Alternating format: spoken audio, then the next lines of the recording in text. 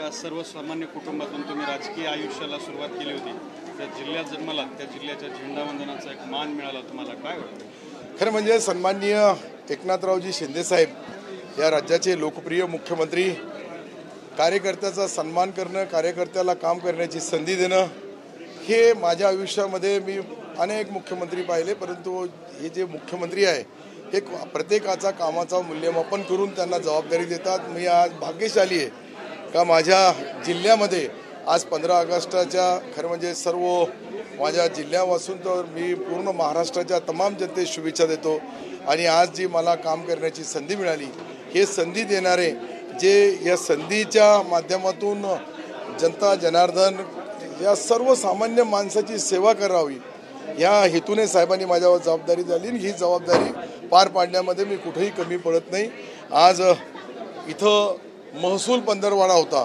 महसूल पंधरवाड्यामध्ये मोठ्या प्रमाणावर ज्या ज्या लोकांच्या अडीअडचणी असतात, शेतकरी, शेतमजूर, दलित, पीडित, गोर गरीब, गाव, खेडे, वाडी, वस्ती, तांड्यापर्यंत जाऊन त्यांना ही अनेक महसूल विभागाने शासनाच्या योजना राबवताना ते राबवले, चांगले उत्कृष्ट काम केले. त्या कर्मचाऱ्यांच्या तलाट्यापासून तहसीलदारापासून तर क्लर्कापासून तर नायब तहसीलदारपासून तर डिप्टी कलेक्टरपर्यंत सर्वांचा सन्मान आज जिल्हाधिकारी महोदयांनी, आयुक्त महोदयांनी केला.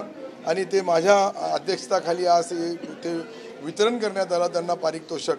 तर हे महसूल जो डिपार्टमेंट आहे, या डिपार्टमेंटचा मोठी जबाबदारी पार पाडताना कर्मचारीपासून तर अधिकाऱ्यापर्यंत त्यांची सिंहाचा वाटा असतो आणि त्यांचा कौतुक करावं, त्यांचा सन्मान करावं, ह्या निमित्ताने आजचा हा कार्यक्रम होता. तुमच्या सगळ्या लाडक्या बहिणींना, खास करून सिल्लोडमधल्या अनेक लाडक्या बहिणींना पैसे पडले कालपासून? नाही, कालपासून पैसे पडू लागले.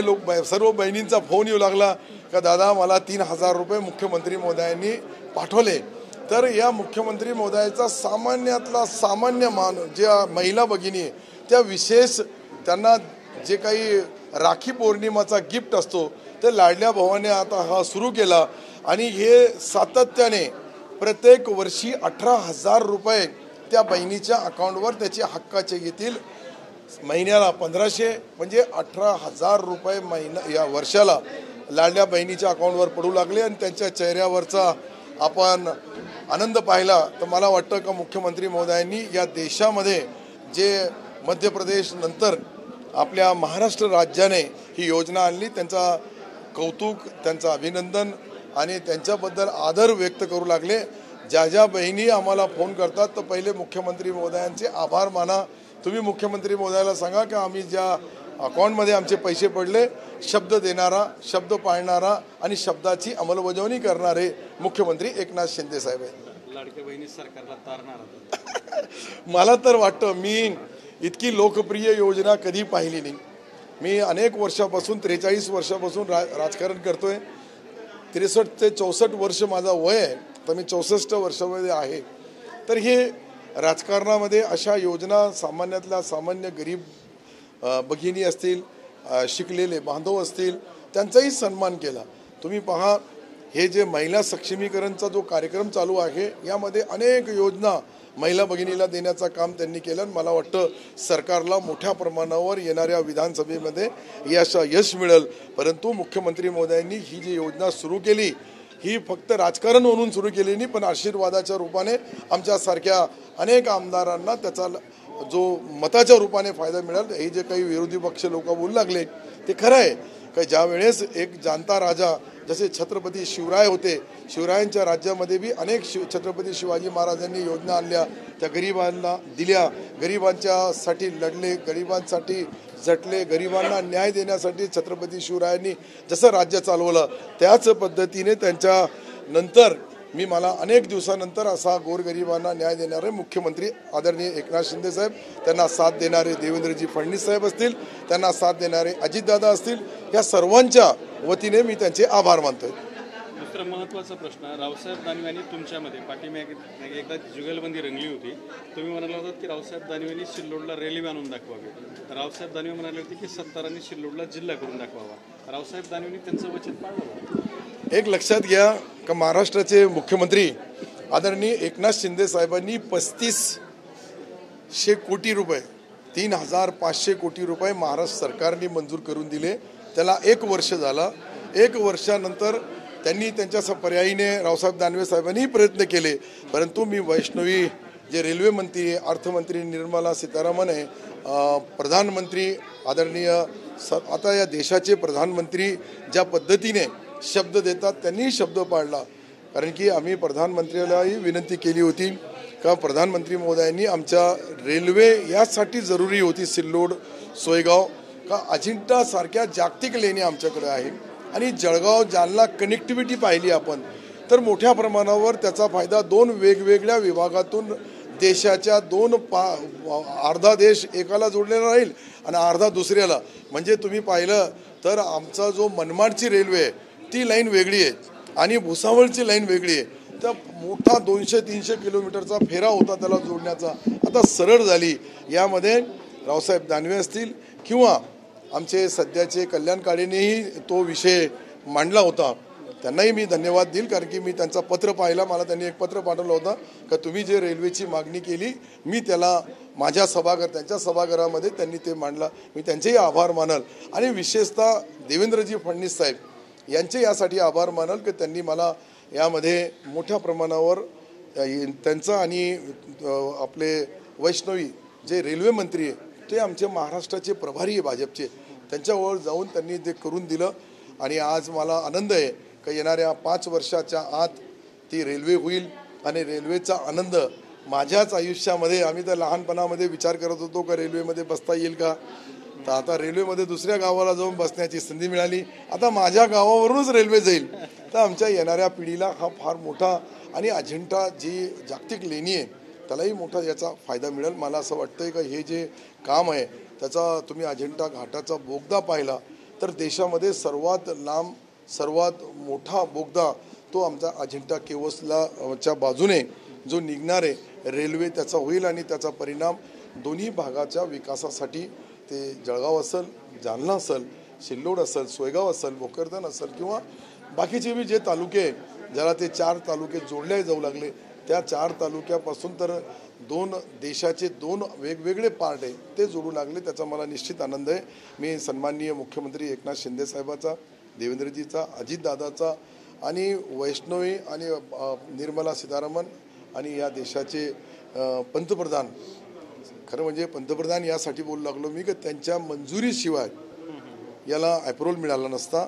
त्यांनी स्वतः पंतप्रधान महोदयाच्या PMO ऑफिसने याच्याकडं पूर्ण माहिती घेतली. राज्य सरकारकडून 2दा त्याची माहिती घेण्यात आली.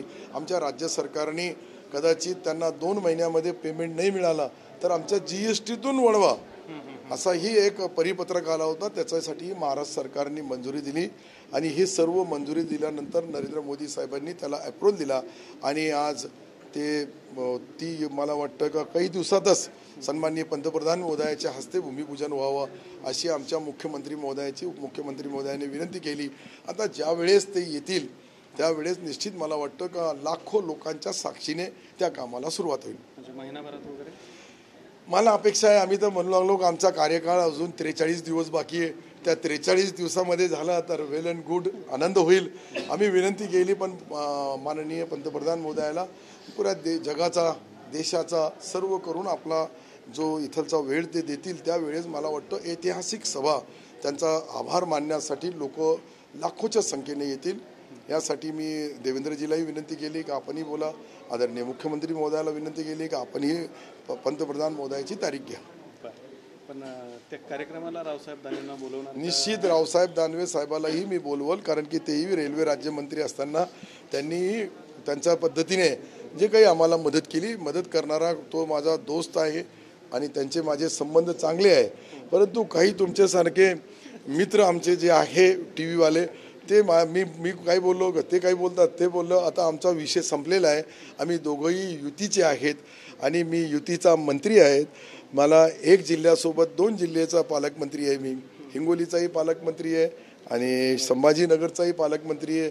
मी भाग्यवान आहे की मी औरंगाबादचा पालकमंत्री होऊ शकलो नाही, पण संभाजीनगर जिल्ह्याचा पहिला पालकमंत्रीचा सन्मान मला मिळाला. आज मी झेंडावंदन ज्यावेळेस केला, मला निश्चित माझ्यासारखा एक सामान्य कार्यकर्त्याला इतकी मोठी काम करण्याची संधी सन्माननीय एकनाथरावजी शिंदे साहेबांनी दिली.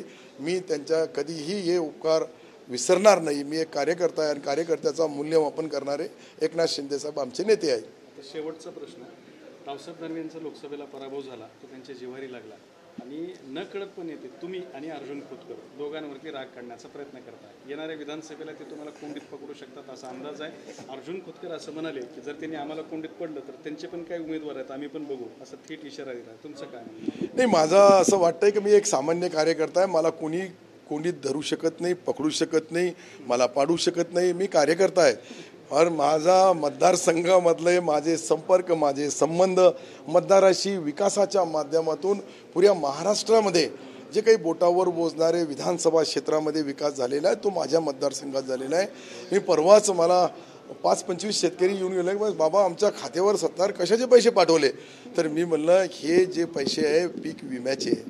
मग दुसरा म्हणला हे पैसे एक माझ्या बाजूला 4 मतदारसंघ आहे, 4ही मतदारसंघाच्या लोकांच्या जमिनी माझ्या मतदारसंघात आहे.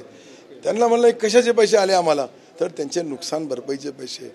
तर हे शेतकरी, शेतमजूर, गोर गरीब, दलित, पीडित हे कधीही विसरत नाही.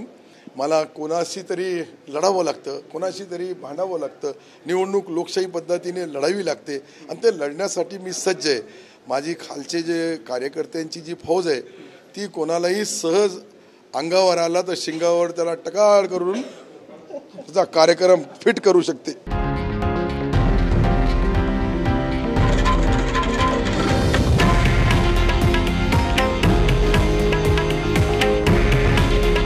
हे आहे देशातील नंबर 1 न्यूज नेटवर्क आणि आपण पाहत आहात TV9 मराठी.